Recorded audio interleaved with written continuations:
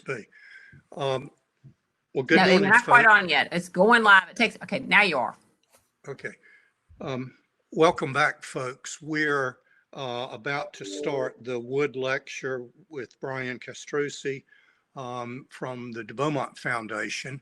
And I want to thank Kim for giving me just a moment to alert you to an upcoming event that relates to some of Brian's work.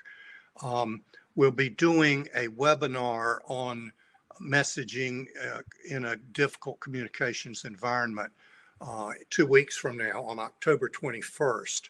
It's free, and I will paste the links into the chat box. But this relates to, Brian will probably talk about this brilliant work that de Beaumont Foundation, the Aspen Institute, and the Frameworks Institute have done on developing tools for phrases that work in public health messaging. And I commend that to you. On the leadership program yesterday, Amy Thomas and Doug Erlin were talking about it. It's a great resource to use.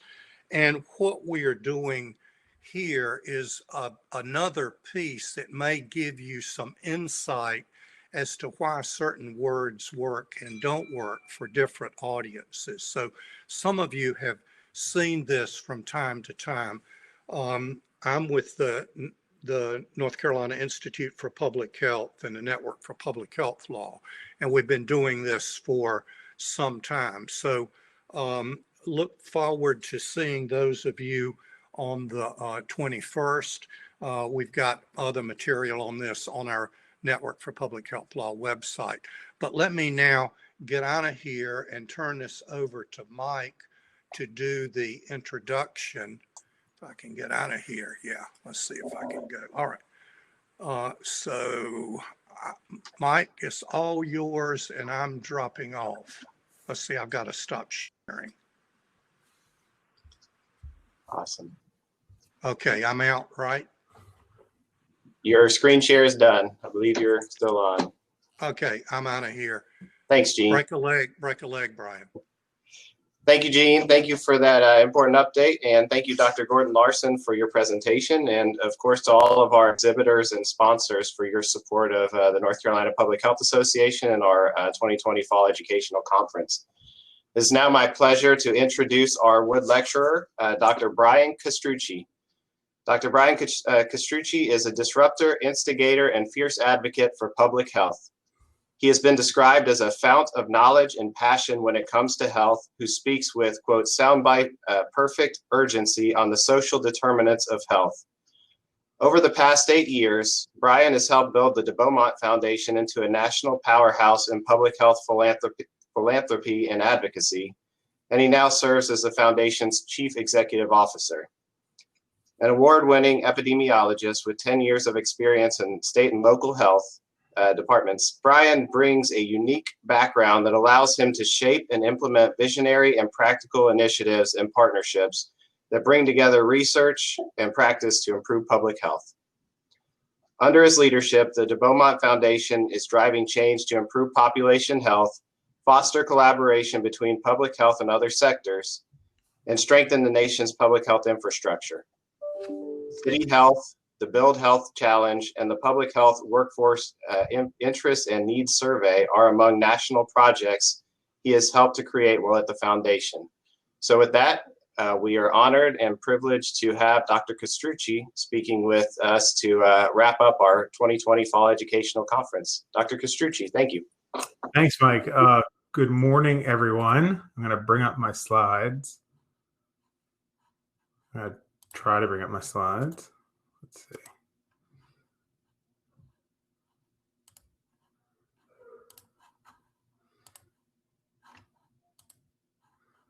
There we go.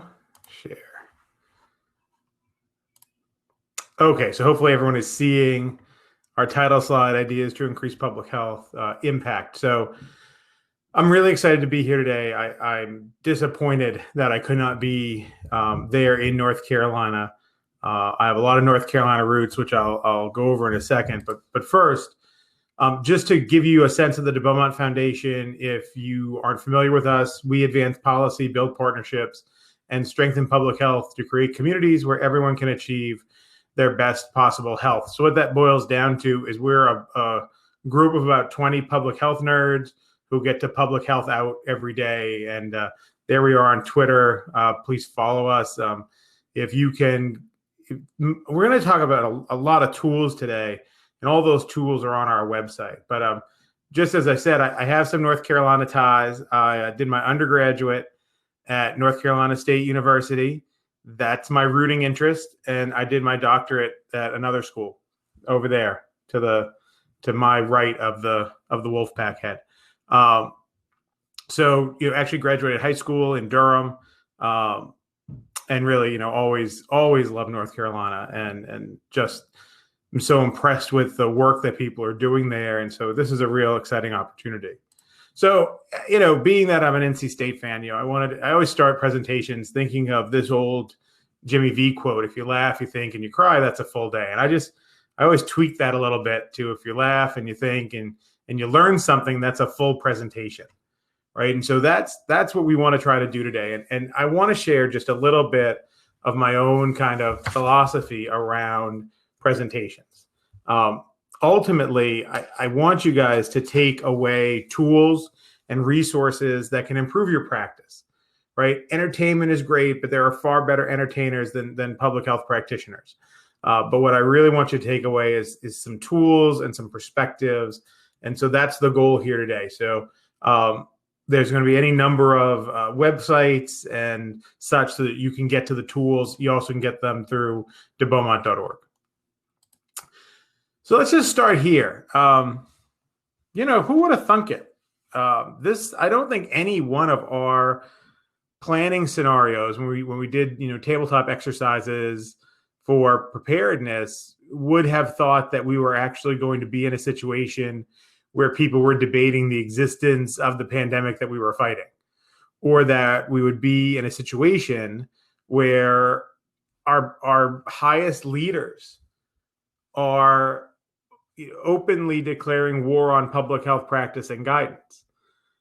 This is, there's that constant question of why is the U.S. behind other countries? Well, when our political leaders are encouraging and having mass gatherings, despite public health guidance, that makes it really hard. So, I think before the pandemic, people used to talk about the Wayne Gretzky quote. He didn't skate to where the puck was. He skated to where the puck was going. But I think that's harder in COVID, right? Now we don't even know what game we're playing. And we don't know if it's a puck or it's a football or it's a basketball. And every day it changes on us, right? Did we ever really foresee a time when we would be harassed as public health officials by the public, or people would be standing outside a state health official's door fully armed? So this is the world that we're living in. And it's really hard, and it's very hard on probably everybody listening to my voice.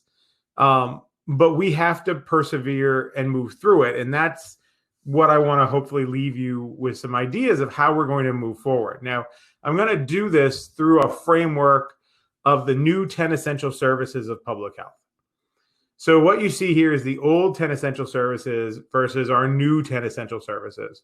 And let me just give you a quick background on this. Back in 1998, National Academy of Medicine, CDC, others worked on this first graphic, this 10 essential services of public health. The problem was, in 25 years, no one had ever updated it, right? No one really owned it. And so it just lingered. And I can't imagine a business or a corporation that wouldn't at least tweak its framework, its essential services, over a 25-year period. So DeBeaumont, with the Public Health National Center for Innovation, FANCI, decided that we would do it. We would update the 10 essential services for today, reflecting practice. I mean, one of the, I think, stark things that just pops out at you when you look at these two graphics side by side, the new graphic is centered on equity, where the old graphic doesn't talk about equity at all. So as we have understood racism as a public health problem, in a lot of ways, that wouldn't have been part of our previous 10 essential services. Now, of course, it's at the center and infused throughout the model. So the way that we came up with this new model is we conducted surveys, we crowdsourced different graphics, we had input from over 1,600 people in addition to an expert panel. So we wanted to make sure that this was the fields, right? And there was a consensus that we didn't want to start from whole cloth, that we wanted to take what was, take that 25-year graphic and just move it, pivot it. And so that's what we did. And what I want to do now is I'm going to just go through these 10 essential services and kind of bring up where we need to change, where we need to pivot, and how we need to improve our practice kind of going forward. So let's start with the first two, right? Essential Public Health Service 1, which is assess and monitor population health, and Essential Public Health Service number 2, which is investigate, diagnose, and address health problems. I, of course, under the assessment flag, you kind of bundle these as your EPI resources, right? This is what we do. But we had some problems with assessment and COVID-19, and it's really gone very wrong because we're seeing in living color why our data systems aren't working. They're siloed, they're archaic, right? Data reporting was uncoordinated. We're having difficulty ensuring that we get race, ethnicity on our COVID reports, let alone other super important variables like occupation. So the fact that we are flying continually blind in this pandemic is partly due to the fact that our data systems haven't been updated. Now, Congress put a $50 million allocation to help revitalize our public health data systems, but this is something that, as a state, this is a high priority.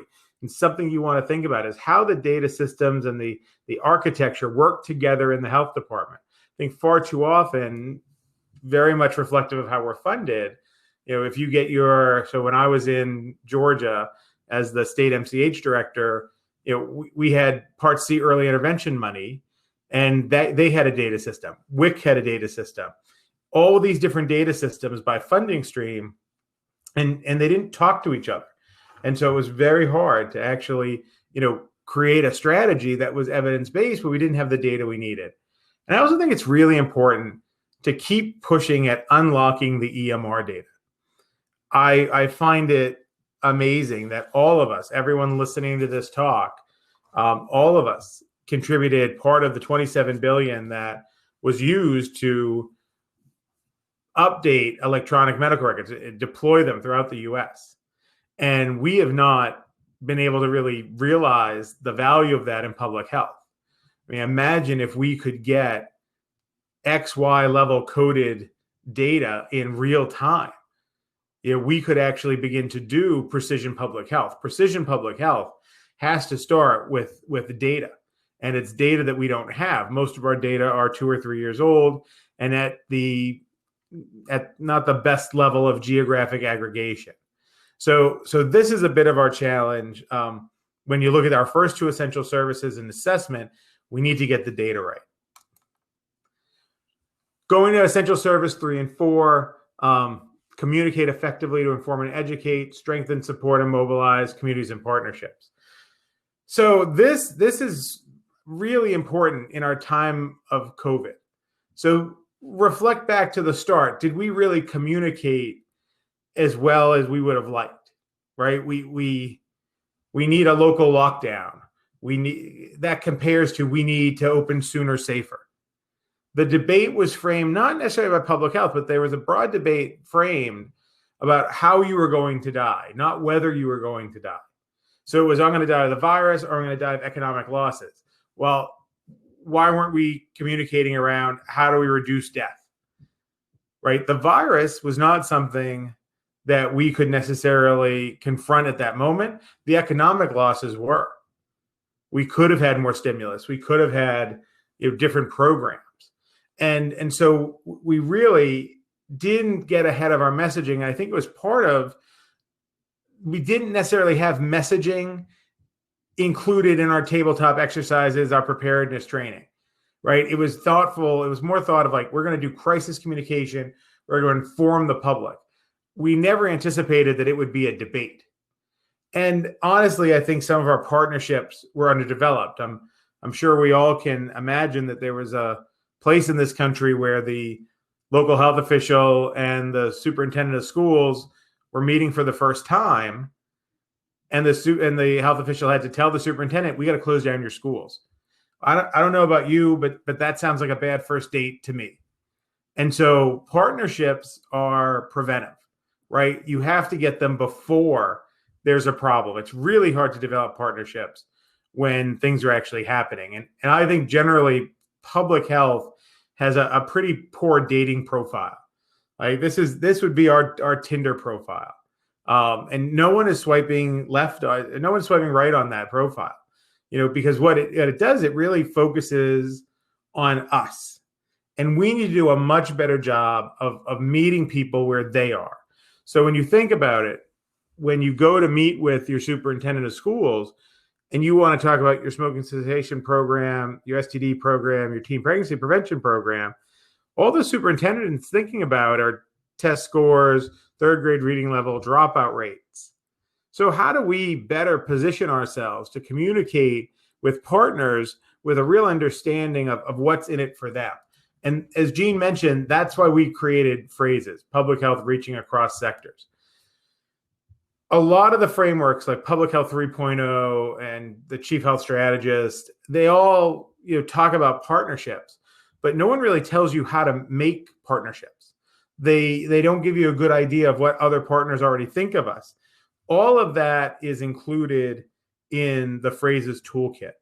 It's a full communications guide for the Chief Health Strategist that has guidance for what you say, someone else hears. It has sample letters.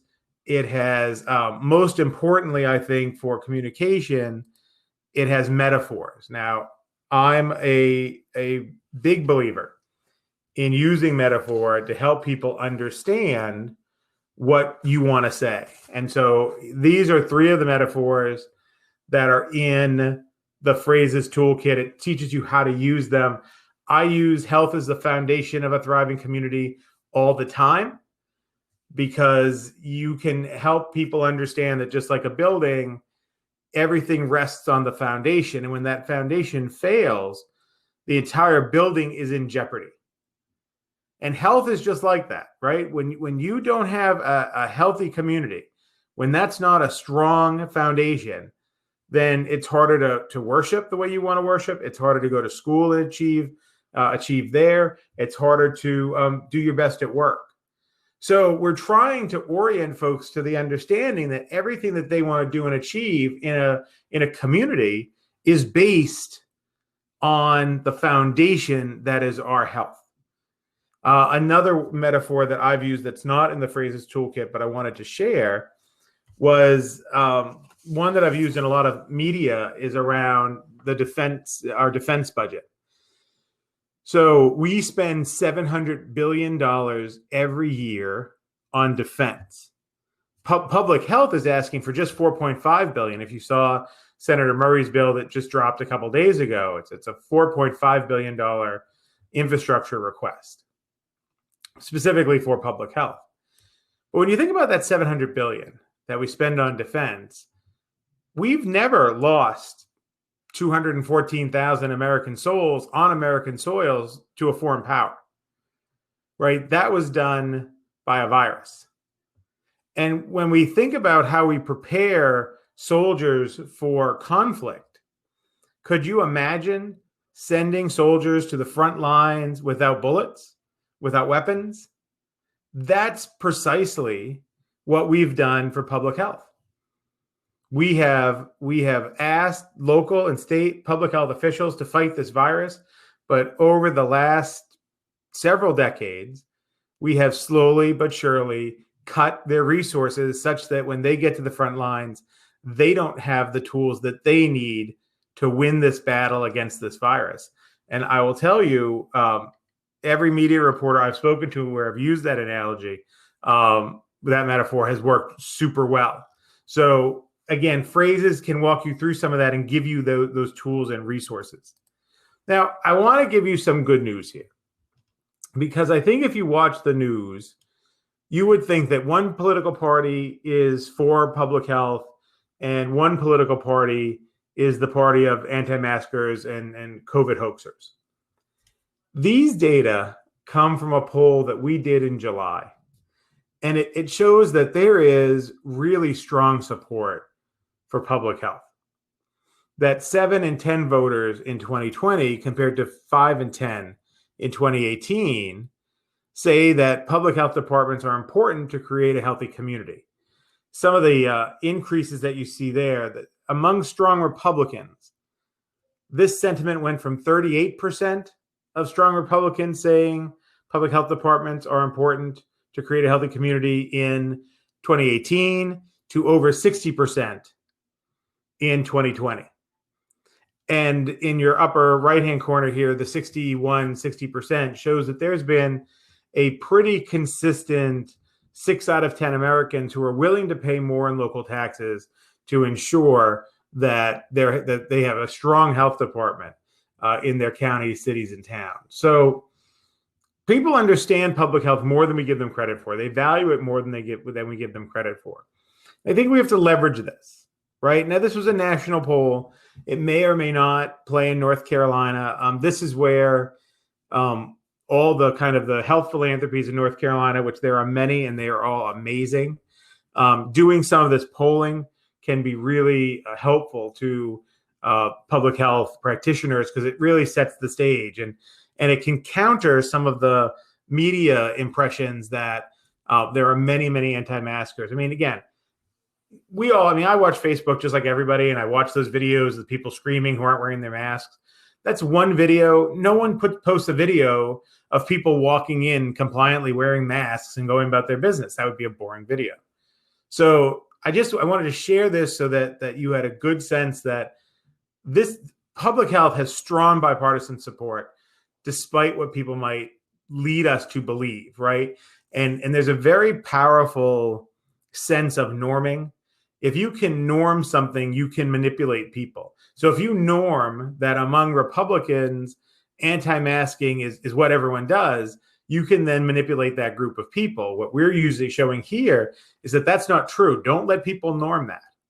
Okay, this is a small but vocal minority within our country, and we must ensure that we do not allow that vocal minority to take away from the good work that we're doing and the work that we need to continue to do.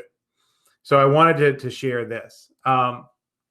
We've used some of this phrase's messaging to help us think through how to overcome polarization, because I don't know that, you of course can die of COVID-19, but I think the secondary cause of death is polarization, right? We've never been this divisive in the history of our country. Could you have imagined that, during World War II, people would have told you that Pearl Harbor was fake news or, Germany wasn't a threat, right? We came together at times of crisis. And so we want to try to use some common good values, right? We know everyone is scared and anxious. And again, early in the pandemic, that divided us. We talked about the lockdown maybe too much. And so it became that, well, it's this or that, instead of recognizing that everyone was anxious. And they were anxious because of the virus, they were anxious because of the economy. But we didn't, we needed to make sure that we positioned safeguarding our physical and economic well-being as everyone's interest, right? Again, that framing around, are you going to die from the virus, or are you going to die from the economic hardship? I would have liked to think that we could have reframed that to be, how do we minimize the loss of American lives in this crisis? So, focus on conversations on what, everyone needs, and avoid harmful stereotypes and generalizations. Everyone tries to use metaphors, but you have to use them very carefully. Again, I heard any number of people talk about how COVID is like drowning or a motor vehicle accident. And those just aren't good metaphors, because a motor vehicle accident, if as one motor vehicle accident doesn't then get transmitted to all the other cars on the road. And so it's not the best metaphor. So watch your metaphors. But when you have some that work, stick with it. I think the forest fire analogy, firefighter analogies work super well because we understand, lay people understand that COVID is like a fire, and we didn't really equip the firefighters with what they needed until the fire was out of control. Right. And our expectation is that if our house is on fire, when we call the fire department, they're going to show up, they're going to have the equipment they need. And we didn't have that in public health. When we showed up, we didn't have enough tests. We didn't have a national testing strategy. We didn't have support of the federal government. We had lost 60,000 jobs since 2008. Right. So we weren't as ready as we could have been. I think people in governmental public health have thrown everything that they have at this virus and this response. The problem was we didn't, as a society, give them what they needed. They didn't have enough. And so that's part of our challenge right now. And this unique role of government, I know, all of us who've been in governmental public health for some time have heard that, if we just privatized it or, business can do this better. I don't think that's totally true. There are things that government is unique. There are places where government is unique, where, they only government has that universal kind of purchasing power, and they can only enforce rules to make us safe, right? But we have to hold the government accountable, because this is a time when not everyone is really embracing government, and it is a divisive point instead of a collective point. So, when I mentioned business, I think it is important to recognize the power that business has as we start to move forward and think about the future of public health and how we're going to fund public health. I don't want to disappoint anybody, but they're not going to, legislators, whether it's in Raleigh or in DC, they're not listening to the public health practitioners. They will listen to business leaders. So whether you're in a small county in North Carolina, or in Wake or Guilford or Mecklenburg, every county should really, every public health leader should make a reach out right now to some of their business leaders. You all know the top 3 causes of morbidity in your county. You also need to know the top 3 employers, and you need to have a virtual coffee with them to say, what do you think about this? How can you help? What we hear from legislators is, we all know that you guys love public health, but no one else seems to. We need businesses to stand up and to communicate to legislators that the future economic prosperity of the country and the great state of North Carolina is dependent on us building a strong and robust public health infrastructure. I look at COVID-19 as a warning. If you've ever watched the movie Contagion, there's only one difference between what we're going through now and Contagion. And that one difference is the mortality rate. COVID's mortality rate is low, not inconsequential, but low. The next time this comes around, the next pandemic, what if it's 10%? What if it's 15%?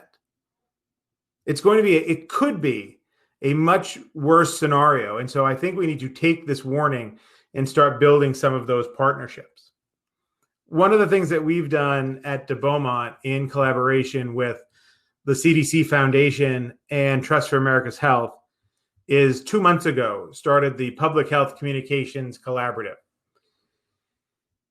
It struck me that we had health departments throughout this nation attempting to respond to a novel virus, being in front of media and being asked questions we probably never thought we were going to be asked.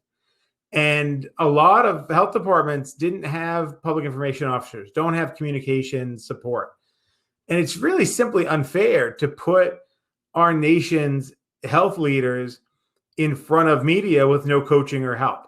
There's not a politician out there who does that. So why should our public health workforce? So this is a response to try to help state and local leaders get the messaging support that they need.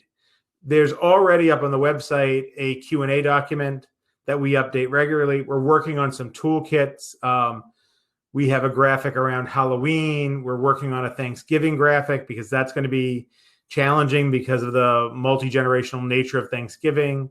Working on vaccine communication and a host of other like small, quick toolkits that will give you graphics, social media assets, and talking points. So every month, we just had our first one in October. Every month, we're going to have a nationwide call where we're going to share some information, and then we're going to ask folks to tell us kind of what's keeping them up at night. And I think there is a communications collaborative out in Western North Carolina, and that our leadership has already connected with them to ensure that we're all on the same page. And then lastly, under communications, if you have a chance, I hope you'll take a moment to watch this documentary, Outbreak: The First Response, chronicles the outbreak of COVID-19 in Seattle. And center stage on this is the Seattle Health Commissioner, Patty Hayes. And Patty, who I've known for a long time, gave us really, good access to her and other government leaders as they fought through the initial response to the virus. So if you have a chance, take a minute. I have yet to have someone watch it who didn't shed a tear or two throughout the way. It's very well done, and hopefully something that not only you can watch, but use and send people and say, hey, look, this will help kind of describe what public health does. Moving now to creating, championing, and implementing policies, plans, and laws. This is how I view health.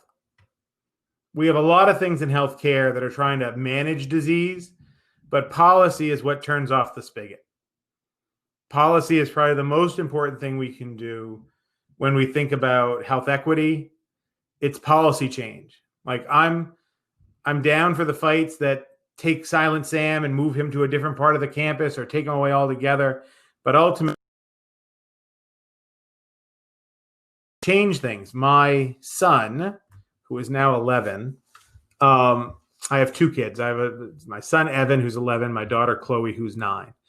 And Evan stopped playing Monopoly with me. And I love Monopoly. It's a great game. It, teaches you money and strategy. And so he quit playing. And he quit playing because every time we played, I would just crush him.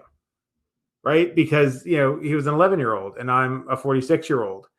And the one time he got close to beating me, I traded his sister a cookie for Boardwalk. And he was very upset. He didn't understand why she would do that because she didn't value Boardwalk, but she sure as heck valued that cookie.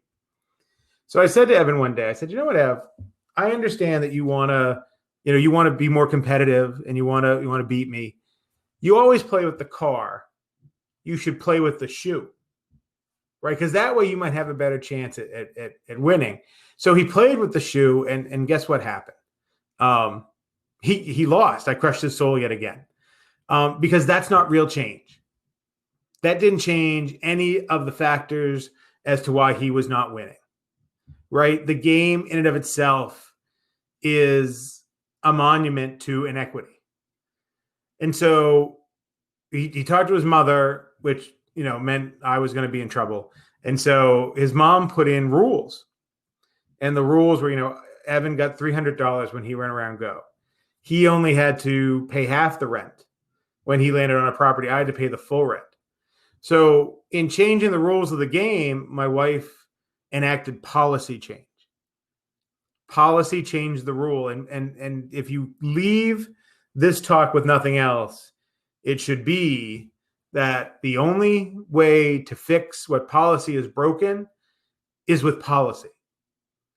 So programs and interventions to undo the game-changing aspects of policy, that's naive. Policy can break what policy, or policy can fix what policy broke.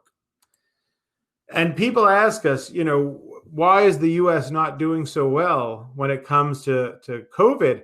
And I think this is one of those reasons, right? Because we have decades of poor social policy.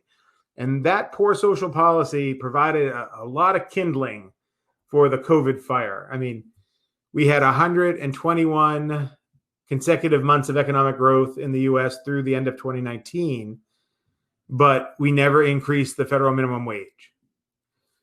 We knew that people weren't saving. We knew that housing costs had gone skyrocketed and had not kept up with salaries.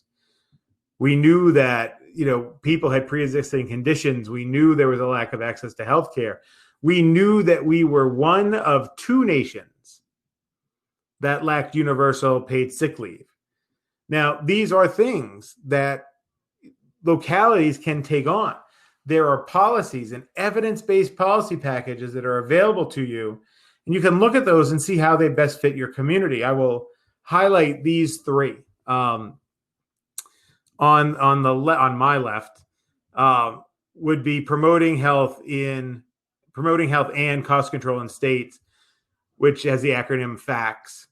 FACTS is about state level policies that cities can enact. That states can enact. They've done an amazingly good assessment of different policies in states, and it shows where the gaps are. High Five, on the other side, is a CDC project that identifies evidence-based policies that are shown to deliver change in 5 years. And then City Health in the middle, and I leave City Health last because it's a joint project by the de Beaumont Foundation and Kaiser Permanente. And right now, Charlotte is the one city that we rate in North Carolina. We'll be expanding to Durham, Raleigh, and I think Greensboro. What we do in City Health is we have 9 policies, and we go in and rate cities as to the presence of these policies. And every policy has a bronze, silver, and gold level, and then the city gets an overall medal. Charlotte has a bronze medal, and they've made some good strides in changing some of their policies. But this is, one of the policies is paid sick leave. San Antonio, Texas, didn't have a medal when they first started. We worked with their mayor and their health commissioner, who is probably known to many of you, Colleen Bridger. And we were able to move Tobacco 21 in the city. San Antonio was the first city in the state of Texas to have Tobacco 21. The state then followed in suit, after San Antonio. And every employer in San Antonio with at least one employee has to offer paid sick leave.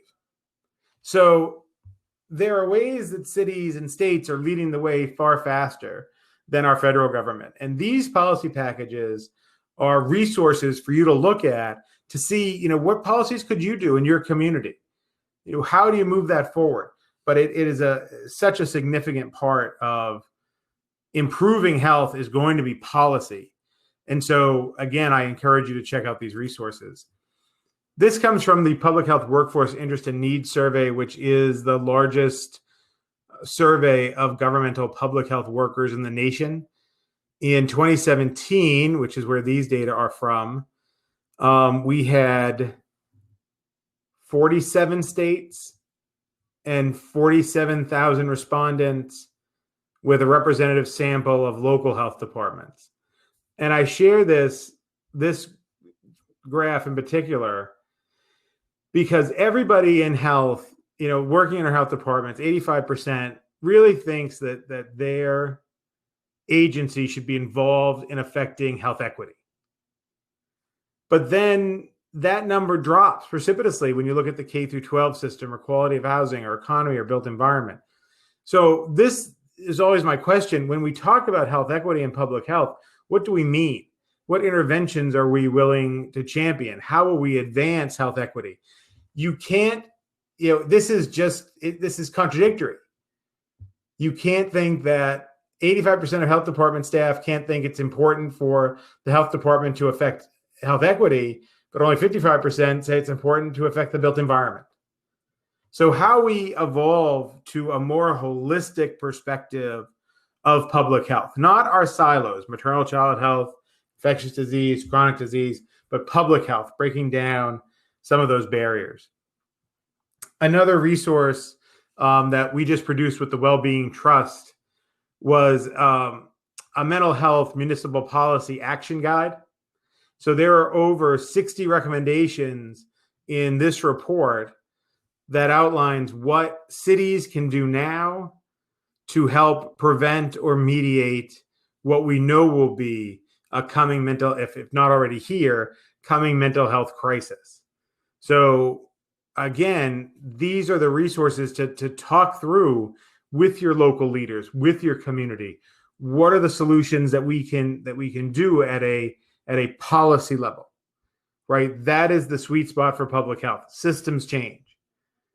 We spent many years in public health doing the smoking cessation, quit campaigns, public health education, and those were helpful, but they were always done against a backdrop of an unsupportive landscape.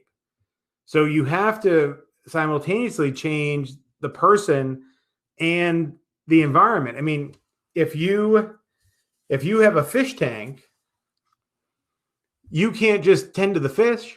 You can't, if you make the fish exercise and you make them eat well, unless you keep the water clean, all those fish are going to fail. They're going to die. And we need to really focus more on the tank than the fish. Moving now to legal and regulatory actions. You all have, brilliant attorneys with the Southeastern Public Health Law Network at Chapel Hill that Gene leads. What we did with this, which is another great resource, is a whole bunch of attorneys got together and just applied a legal lens to COVID. And this resource can let you know kind of what are the legal aspects of COVID-19, what can we do as public health practitioners, where are the limits of our authority. I think right now we're seeing throughout the U.S. several states that are actively working, state legislatures are actively working to quell the authority of public health leaders during a response. We've seen the Wisconsin Supreme Court and the Michigan Supreme Court strike down the governor's authority to do lockdowns. Louisiana has been in heated debates about this in their legislature. There are school sports teams suing their health departments because of capacity restrictions. So, understanding legal, using that public health law network is going to be critical, because there just have not been these kinds of challenges to public health authority. I want to go now to what is, my favorite essential service, if one can have such a thing. And that's building a diverse and skilled workforce. And I think this is probably one of the things that we have neglected as a nation, and we're paying the cost for it right now. We tend to believe that health outcomes improve as some sort of miracle, right? I will never forget listening to President Trump last time he addressed the nation from the floor of the House. And he was talking about HIV and said, HIV, we've done a wonderful job. We should thank the doctors and the people that made the pills. And there was no mention of public health. I don't know about you, but I find it pretty frustrating that we've talked about burnout among physicians, nurses, grocery store clerks, bus drivers, and never talked about burnout among our public health staff. Right? We are just not top of mind in this pandemic. And we were the front line of the pandemic before there was a front line. And I don't think enough people are speaking out loud enough to make sure that the public health workforce is appreciated. And what worries me is that back in 2017, when we did that PH-WIN survey, we asked if people were going to leave public health. And in 2017, 47% of the workforce said they would not be in their jobs by 2022. That was a 41% increase over 2014, leading to this American Journal of Public Health cover questioning whether the workforce is being threatened by mass extinction. And I think it's a really important question, and we have to prioritize recruitment and retention in a different way. And this is on our government structures to make sure that we have opportunities to recruit, because we're not just competing against other governments, we're competing against private sector. The kind of, slow slog that comes with hiring in government is working against us. 32% of millennials say they are poised to leave in large numbers in the next year. And right now, only 10% of our workforce is under the age of 30. So we have a crisis coming. I think the takeaway for the leaders who are listening is that we need to really figure out how we can institute stretch assignments. And while there is a lack of advancement sometimes, because public health often has like one leadership position, like there's one Title V director, there's one injury director, and so that makes advancement challenging at times. Give people those stretch assignments so that they can continue to develop themselves and their skills that might keep them, engaged longer. I also think it's super important that we remember to work on our strategic skills. So everyone listening to this is probably a brilliant scientist, whether physician or MPH. We are experts in either epi or maternal child health, infectious disease, chronic disease. We have scientific expertise. What we need are strategic skills that allow us to work across sectors and make sure that our impact is translated to others. And these are some of the strategic skills that we identified in this report. And I think, right now, and Jean talked about this, and the phrase is geared at this, it's persuasive communication, right? How do we do a better job of communicating to business, political leaders, the public, right? This is a very interesting pandemic because it's the first outbreak on this scale with social media in play. And so many health departments don't have Instagram or Twitter. We just put out a list of 12 health department leaders to follow. And some of them are doing some really innovative things. Facebook Lives every day, or Instagram Lives, where the health commissioner is out there taking your questions, answering questions. And for those folks and folks who have done that, they say it really has helped. It's helped them better engage with the public, and it's created their stature. I mean, let's face it. I think y'all are brilliant, but I think we all know our names weren't on the lips of everybody in December 2019. No one probably knew who their health commissioner was, let alone had an opinion about them. By March, April, that had changed a lot. And so while we all knew we were government workers, we're now much more public personalities. And if I had to point you to one person to really look at and study, two people I'll point out. Jonae Caldoun in Michigan, who's the Michigan show, has done an amazing job serving at Governor Whitmore's side. And then I don't think there is a stronger public health leader right now than Rachel Levine up in Pennsylvania. Rachel recently said that even though you don't agree with her, that doesn't mean that she doesn't care about your health. And I thought that was a powerful statement for what public health actually does.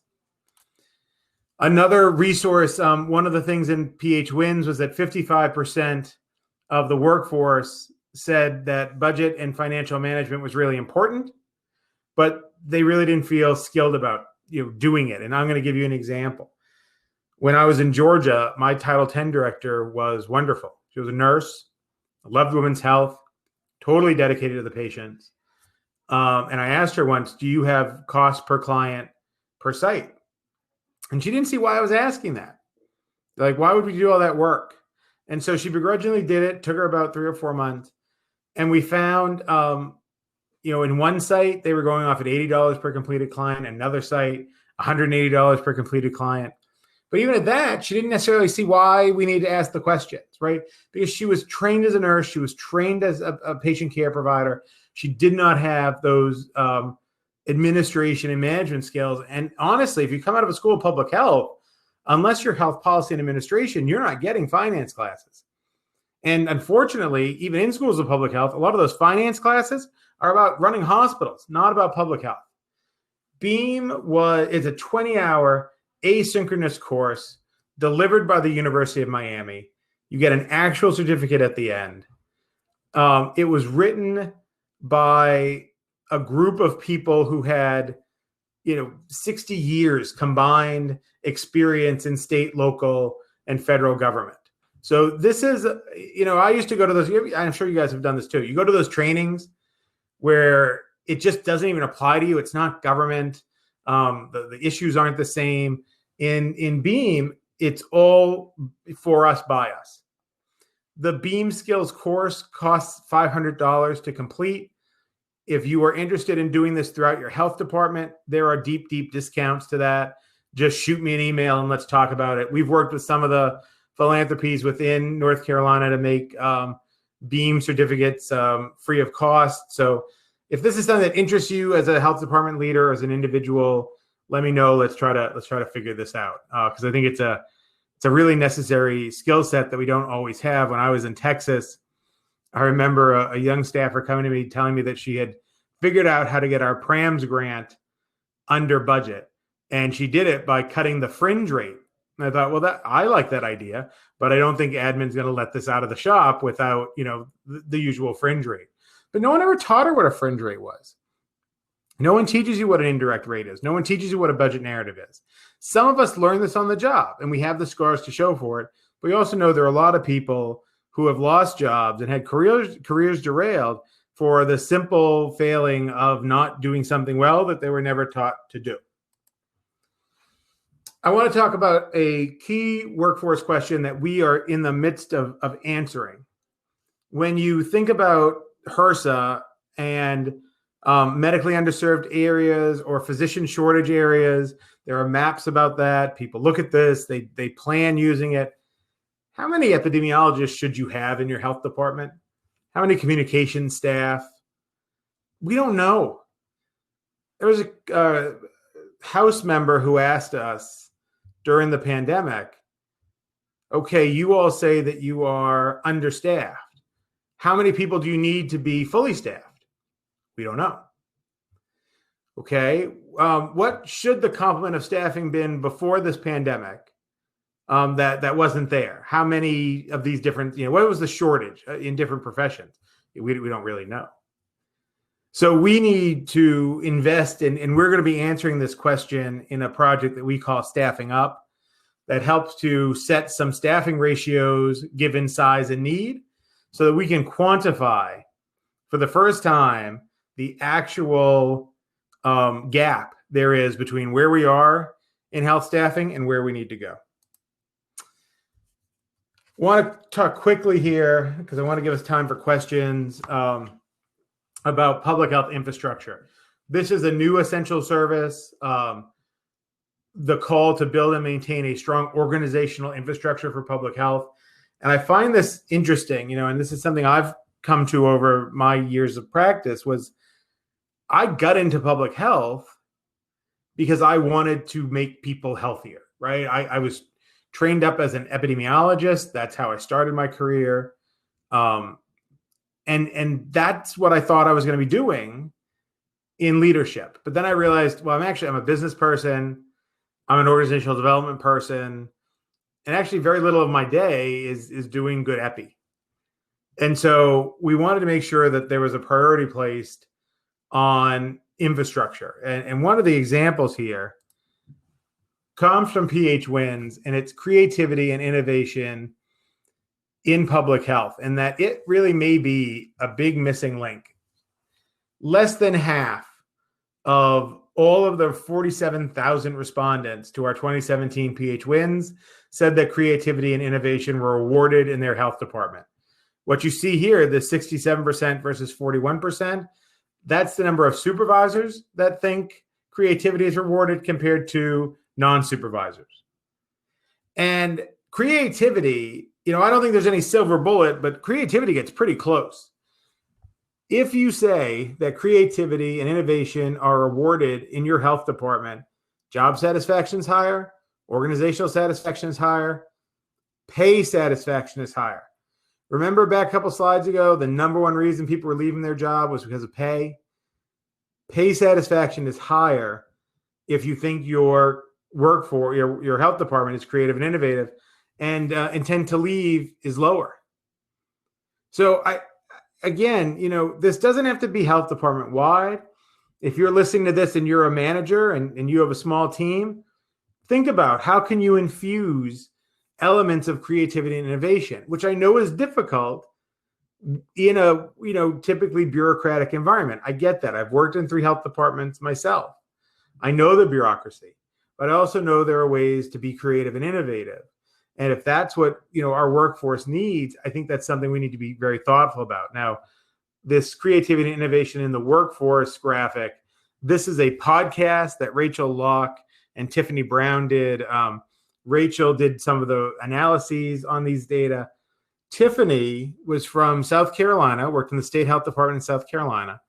And between 2014 and 2017, South Carolina increased the creativity and innovation, the number of people who thought creativity and innovation were important, by 20 some odd percentage points. So it gives you a path of how you might be able to do that. So we have 2 that I have yet to talk about, 2 of these essential services. Essential Service 7 is assuring an effective system that enables equitable access. This actually replaces the need for us to link or provide health services. So I don't view public health as a gateway to healthcare. I view us as separate entities. And ensuring equitable access, I think, is public health responsibility. Ensuring access to healthcare, I see as a health system issue. And I think that's reflected here. And then improving and innovating through evaluation, research, and quality improvement. You might remember that in the old 10 Essential, the middle section was systems change and research. And so we moved that to this essential service to make room for equity at the center of our graphic. Okay, so now it's exercise time. Before we go into questions, I want you to do an exercise. Okay, you've had a couple days of phenomenally good presentations. So I want you to physically go get a sticky note or a piece of paper. At some point, just reflect on what you've heard and what you've heard me say, what you've heard others say, and write down 1 to 3 actions that you're inspired to take. It might be access a tool. It might be share something with a friend. It doesn't have to be change the world, right? I firmly believe the journey of 1,000 steps starts with the first. So write down those actions. And I would usually tell people to stick it in the breast pocket of their jacket or in their pocket. But since, I had to wear a tie today, but you all are probably in sweats, which is what I'd rather be in. So instead of putting in your pocket, put it up in your fridge or stick it on your computer screen and really think about the necessary steps to achieve that change before the next conference. If conferences don't inspire change, then they're not worth attending.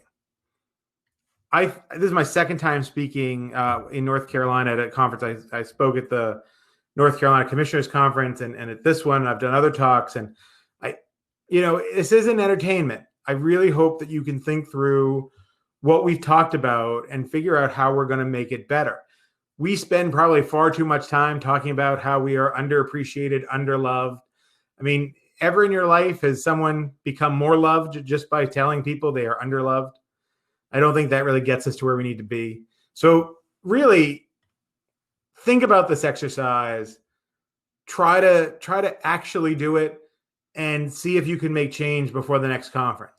And I think that would be something that is a real testament to you all taking this kind of time in the middle of a pandemic when we all can't be together. It's a real service to the people who put this conference together and did an excellent job of it. So I'm going to stop sharing my screen, which will let me go back here. And if there's anyone out there who wants to ask a question, put it in the chat and happy to continue the conversation. If you don't have questions today, happy to continue the conversation on Twitter, over email, through LinkedIn. So before we wrap up, just wondering if anyone has any questions. Oh, I have to look at the event space.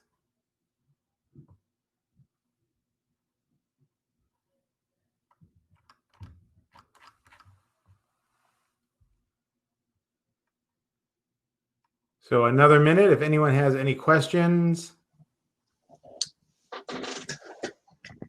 Yes, please, everyone. If you have any questions, please share. I'll get us kicked off, Dr. Castrucci. Thank you again for your amazing presentation. We had so much interest in you coming since early before we still thought this was going to be an in-person conference, since back in those days, and are just so grateful that you took the time to speak with us and come back to your native NC, or at least virtually come back.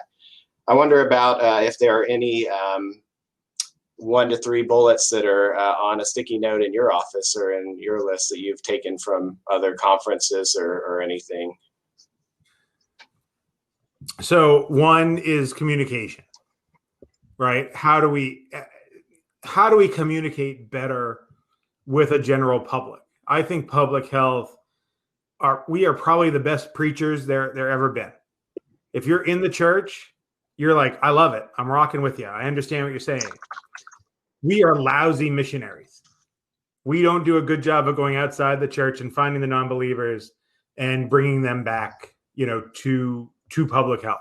So how do we get better communication? That's one. How do we advance policy and legislation that gets funding for public health? I am appalled that we are now 8 months into this pandemic and we still don't have a public health infrastructure bill. That is really disappointing to me. And lastly, it's how do we engage young people? So I, much to some of my colleagues at the foundation's dismay, because we all have only so many hours in the day, I am always trying to get young people, access to me, to colleagues, to answer their questions. Recently, I had someone reach out on LinkedIn that said, I didn't get this job and I thought I really was good for it. I don't know what to do. I'm in public health. Would you be willing to talk? And I was like, absolutely. So while my son played volleyball, we had a nice conversation about, resumes and interviewing and, some of those skills. I think we have to do a much better job as public health leaders to give access to those earlier in their career. I didn't have that coming up. And so public health is kind of you get into public health and you don't get a whole lot of help. And if you successfully swim upstream and survive, well, then there are all these great leadership, programs for you. But we tend to only do that once you're a leader, a director, you have a control over a whole budget. And I don't think that's a particularly good idea. I will let everyone know on the call later this month, early next month, we will launch our second cohort at de Beaumont of 40 under 40 in public health. We've already had in our first cohort, which was done 2 years ago, several of those folks have gone on to lead health departments or other organizations. So we're trying to find the 40 best governmental public health folks in the nation so that we can keep them on our radar and support them and help them grow. Gene Matthews asked the following in the stage chat. You mentioned the bipartisan increase in support for public health. Do you think that support will disappear once COVID-19 subsides? How do we capture this moment of consensus to build long-term rebuilding of hollowed out public health system? Those data are the call to action, right? For every public health advocacy group to be in their legislatures having these conversations. And this is our moment. This is our moment to let people know and understand what it is that public health does. Public Opinion Strategies, which is a pollster that we work with, said the number one issue for voters in this election is COVID-19. So this should be a public health election. I want a moderator for one of these debates to just ask, how do you plan to rebuild the hollowed out public health system?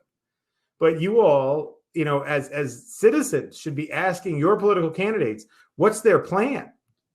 Right? And use those data. Say we have 70% of the American public who thinks that local health departments are important for achieving community health. How are you going to make sure that we never get back here again? Right? This is our moment. And I think it's about communications. Gene's been on this for a while, this kind of better messaging. And he was actually, I think, a bit ahead of his time when he started talking about, how are we able to get needle exchange in a conservative Wake County, right? Those are the things that we have to hold up. And I do think public health often isn't reaching across the aisle enough. I think there are good people on both political parties that want to ensure that health is achieved, better health is met. But you've got to meet them on what their value is. And I think Gene talks a lot about this. If I'm talking to someone who's more conservative, I want to talk about the business and business, the economy, and how paid sick leave is critical to keeping people healthy.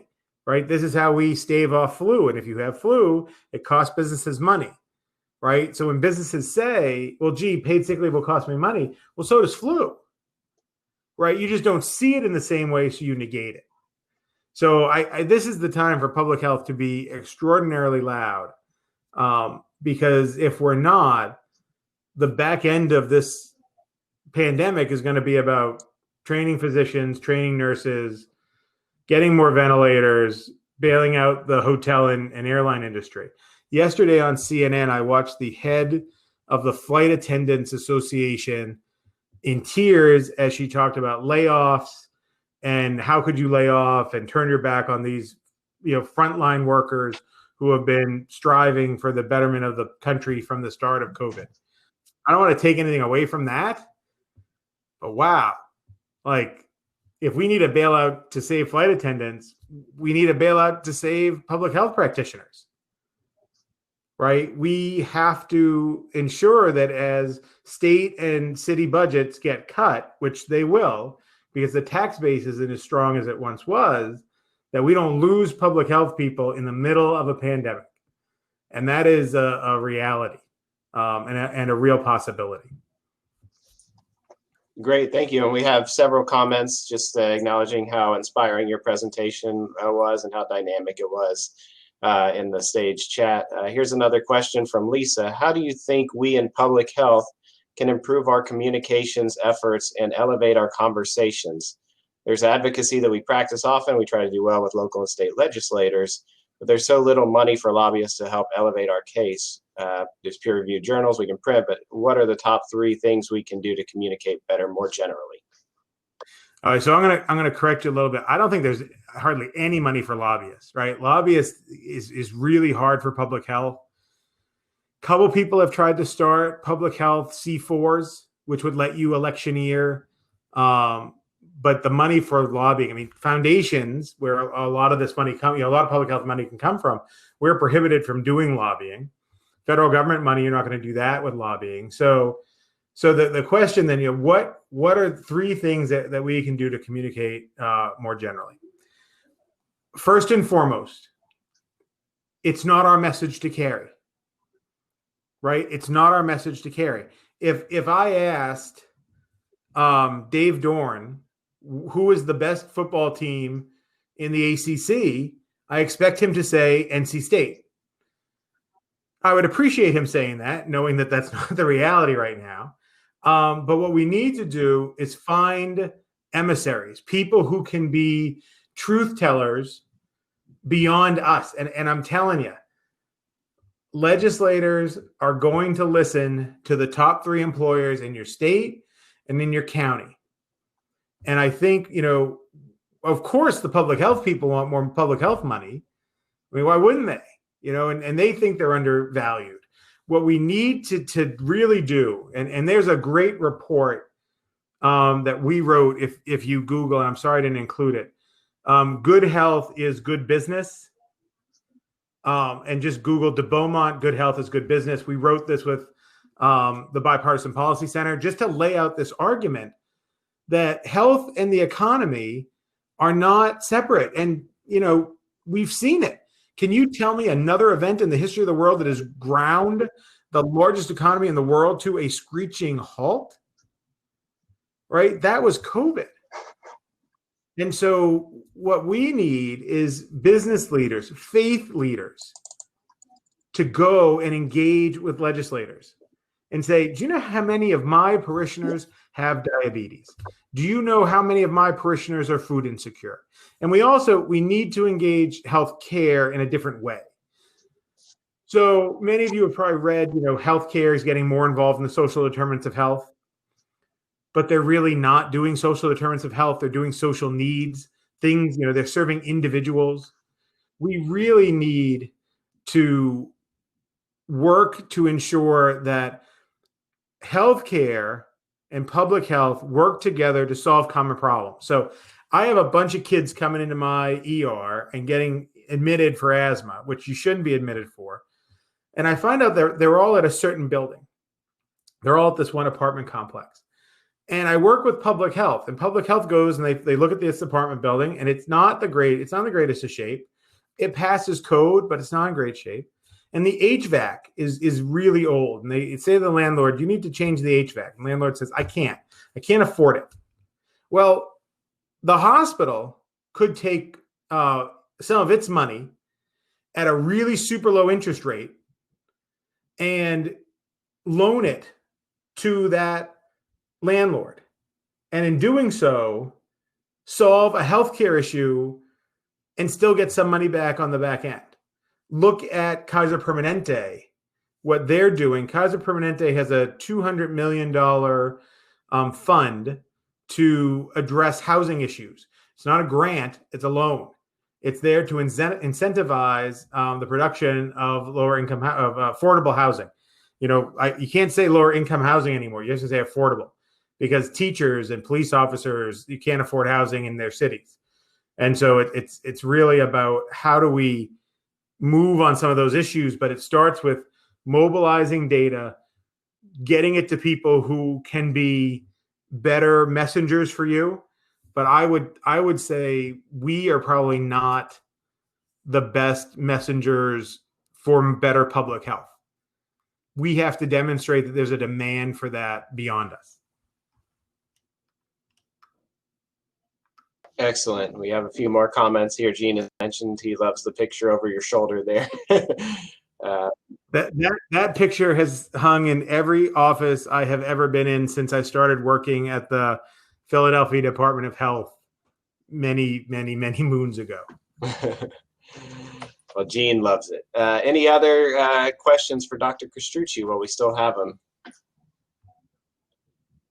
Let me scroll. And I see other folks who I've met with earlier. I see Margaret saying something. I mean, I hope everybody will connect on Twitter or LinkedIn or whatever your social choice is.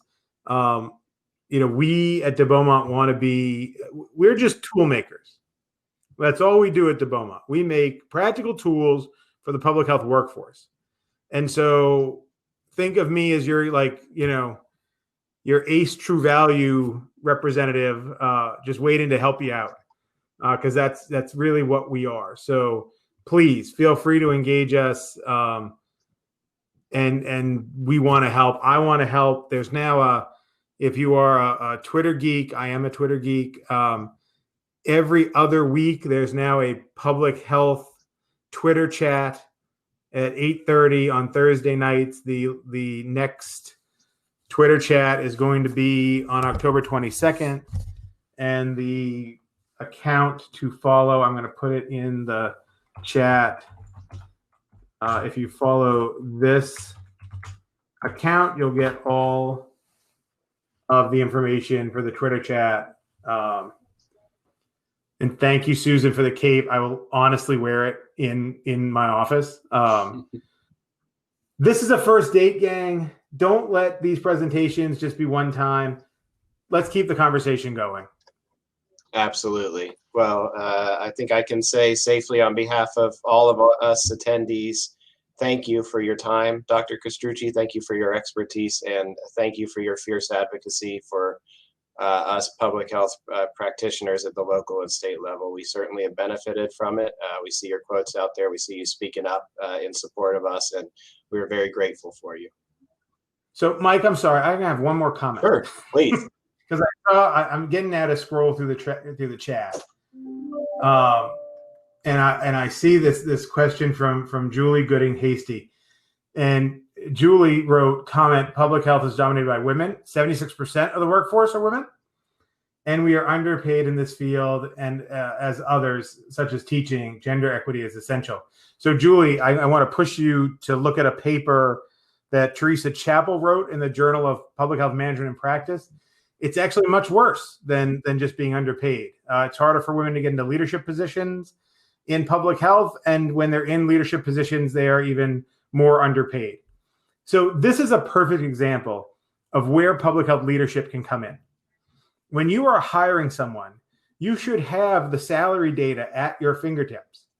You should be, 100% sure that you are using the salary data to close this gap that you're mentioning. But it's also about making sure that we are giving women who are employees and high potentials in health departments leadership opportunities to stretch into roles, so that when leadership jobs are open, that they are ready to assume those roles. And I think right now North Carolina especially is it's a monument to phenomenal female leadership in public health. I have always been a ginormous Leah Devlin fan. Leah was the chair on my dissertation committee. I don't think there's a better leader that I've ever met than Leah. And, now with Mandy as the Medicaid director and Betsy Tilson, you have an amazing bench of women leaders in public health. But that could be something to approach some of the philanthropies in North Carolina about. How do we get a women's leadership cohort? We did something at De Beaumont called Women of Impact, and it was something nationwide to bring women together who are emerging or in leadership roles. And there are a lot of strategies that we can do, and I think that's a really important comment. So I didn't want to just let that one go by. Absolutely, good catch. Any other last parting words, parting questions from our group here? I think that's it. Well, there are plenty of messages of appreciation and gratitude to you, which I want to pass along as well. Thank you, Dr. Castrucci. Thank you for all your work. And I hope we continue this conversation, as you said. Thank you. All right. And speaking of female leaders, we started with Dr. Cohen and Tanya Bass. We wrapped up today with Dr. Gordon Larson, Dr. Castrucci. And with that, I'll pass it over to the leader of all of us, Ms. Kim Dittman, to wrap us up and say once again, thank you for your time and attendance to this conference.